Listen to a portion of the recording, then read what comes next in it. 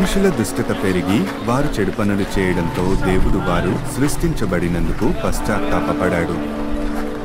భూమిని మహాప్రళయంతో శుద్ధి చేయాలని నిర్ణయించాడు. నోయా నీతిమంతుడు భయభక్తులతో జీవిస్తూ దేవుని కృప పొందాడు. భూమిపై జీవరాశులను కాపాడే పని దేవుడు నోయాకు అప్పగించాడు.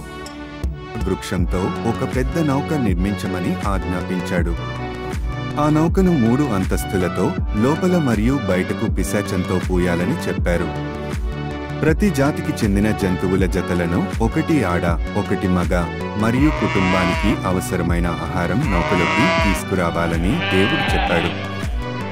నోయా, అతని భార్య, 3 కుమారులు, వారి భార్యలు మరియు జంతువులు నౌకలో ప్రవేశించిన తర్వాత వర్షం మొదలైంది.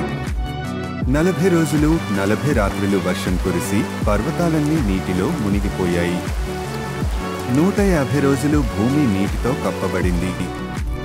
ఆ తర్వాత నీరు తగ్గి నౌక అరారాత్ పర్వతాలపై ఆగింది. నోయా ముందుగా కాకిని, తర్వాత పావురాన్ని బయటకు పంపాడు. చివరికి పావురం ఒలివ్ ఆకును తీసుకువచ్చింది.